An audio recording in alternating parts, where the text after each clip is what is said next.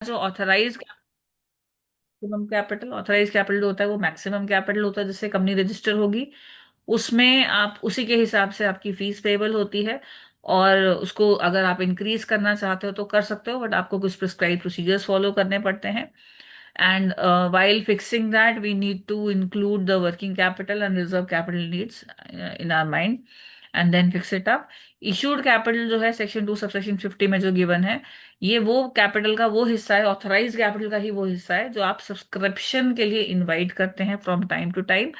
और इसमें जो शेयर्स आप इशू कर रहे हैं या अलॉट कर रहे हैं for consideration other than cash, वो भी इंक्लूड होंगे। मतलब मान लीजिए यहाँ पर 10 लाख का अगर मेरा ऑथराइज कैपिटल था, आप 1 लाख इश्यू कर रहे हैं, उसमें से 70,000 जो है वो आप कैश के लिए कर रहे हैं, और हो सकता है 30,000 आप किसी बिल्डिंग के बदले में ले रहे हैं, तो वो भी इसमें इंक्लूडेड होगा। और शेड्यूल 3 ने ये बोला है कि आपको अपनी इशूड कैपिटल बैलेंस शीट में बतानी है। Next is subscribed capital. Now supposing you have issued this 70,000, ये बिल्डिंग वाला तो 30 दे ही लेगा, उसको तो कंसिडरेशन के लिए मिल रहा है, वो बिल्डिंग दे रहा है, और तो आपसे 30,000 शेयर के हिसाब से वो हिसाब कर लेगा। लेकिन जो ये 70,000 आपने पब्लिक में इशू करे हैं 10 रुपए के, उसमें से हो सकता है लोग आपके शेयर्स के लिए 50,000 के लिए अप्लाई करें। तो मान लीजिए आपका आपने इशू करे थे 70,000 @ 10, और लोगों ने सब्सक्राइब करे हैं 50,000 @ 10। तो ये जब 50,000 वाली कैपिटल आएगी, ये आपकी होगी सब्सक्राइब्ड कैपिटल। तो वो हिस्सा इशूड कैपिटल का जो फॉर द टाइमिंग मेंबर्स ने सब्सक्राइब करा है, ठीक है। इंपॉर्टेंट चीज एक यहाँ पर ये भी है कि अगर किसी भी नोटिस, एडवर्टाइजमेंट या किसी भी कम्युनिकेशन या बिजनेस लेटर में या कहीं पे भी अगर जो कंपनी है उसने ऑथराइज्ड, सब्सक्राइब्ड या पेड अप कैपिटल बता रखे हैं, तो उसको ये सब कुछ बताना होगा। मतलब ऑथराइज बता रखा है तो उसको सब्सक्राइब भी बताना होगा, पेड अप भी, क्योंकि ऑथराइज से कोई भी होता है ना, वो हो सकता है कि अच्छा इनके पास 10 लाख रुपीज हैं, तो वो इन्फ्लुएंस हो सकता है, वेर एज एक्चुअली उनके पास हो सकता है सब्सक्राइब सिर्फ 1 लाख भी ना हो। तो it is important that we mention all the facts clearly.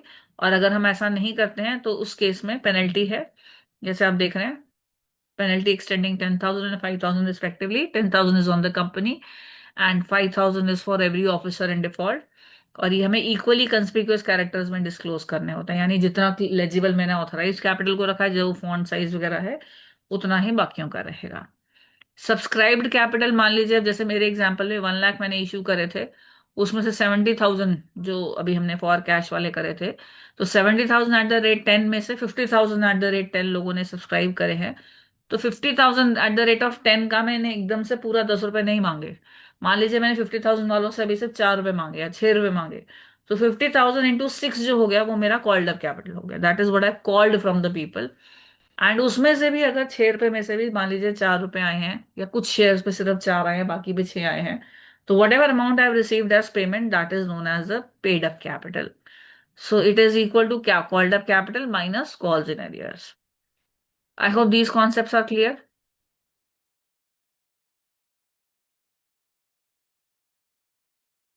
Okay, now coming to shares. Share जो है सेक्शन 2 सबसेक्शन 84 में डिफाइंड है, यानी कि एक ऐसा हिस्सा आपकी शेयर कैपिटल का जो कि कंपनी की शेयर कैपिटल होती है उसका एक हिस्सा। और उसमें स्टॉक भी इंक्लूडेड होता है। Stock is like I am holding letter से, जो आप फ्रैक्शनल शेयर्स में बाद में उसको डिवाइड कर सकते हो। तो बेसिकली एक कंपनी का जो एसेट्स हैं उसमें आपका जो इंटरेस्ट है उसका मेजर ये बताता है, नॉट दैट कि वो पूरा इंटरेस्ट ही आपका बताता है। Share is not a sum of money, but is in interest measured by a sum of money made up of various rights. Basically shareholders के राइट्स क्या होते हैं वो हमें पता होने चाहिए। शेयर होल्डर्स किस तरह के होते हैं, इक्विटी प्रेफरेंस, वो हमें पता होने चाहिए। So first thing what we are considering here is what is share capital, equity and preference. Equity share capital is that capital जो आपकी ओनर्स कैपिटल होती है, और मेंबर्स भी इन्हीं को बोला जाता है। प्रेफरेंस शेयर कैपिटल वाले भी मेंबर्स होते हैं, बट वो प्रेफरेंस मिलती है उनको with respect to dividend. Equity shareholders का जो डिविडेंड है वो उनको मिले या ना मिले, वो डायरेक्टर्स की मर्जी होती है। और though they are the owners, but dividend declaration is of the prerogative of the directors. In any case preference share capital अगर होगा तो उसको पहले तो प्रेफरेंस की डिविडेंड पहले तो डिविडेंड की प्रेफरेंस मिलेगी, और दूसरा यूजुअली उनको मिलता है। अगर क्यूमुलेटिव प्रेफरेंस डिविडेंड्स हैं तो उस केस में तो अगर पिछले साल नहीं मिला तो इस साल भी मिलेगा। और एक फिक्स रेट होता है प्रेफरेंस पे जो कि इक्विटी पे नहीं होता है। इक्विटी में खास बात यह है कि विद यूनिफॉर्म वोटिंग राइट्स वाले शेयर्स भी आजकल आप इशू कर सकते हैं। And with differential voting rights भी।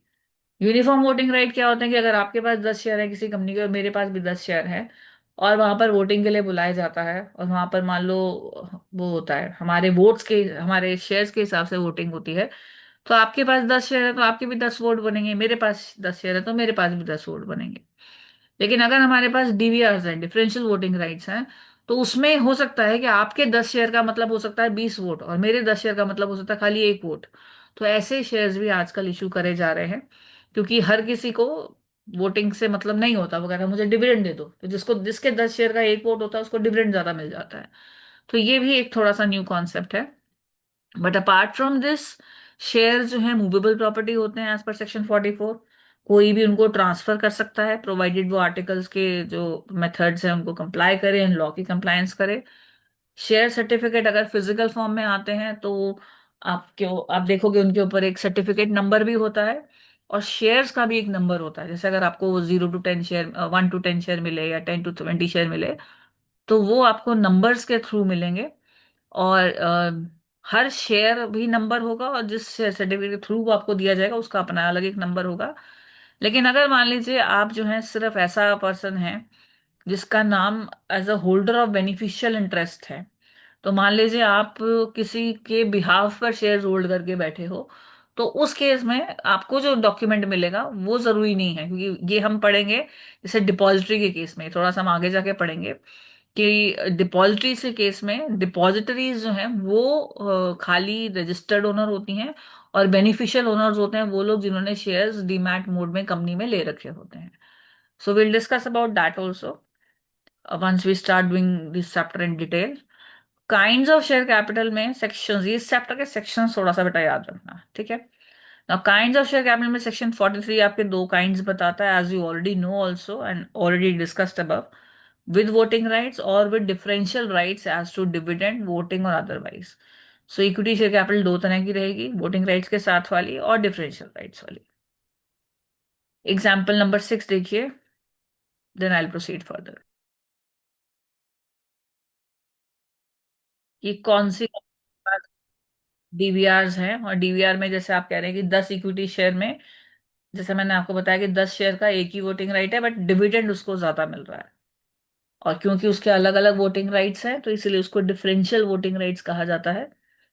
और इसमें उन्होंने एग्जाम्पल भी दिया है, फ्यूचर, रिटेल, जैन इरिगेशन, इन सब के इन सभी कंपनीज ने डीवीआर इशू करे हुए हैं।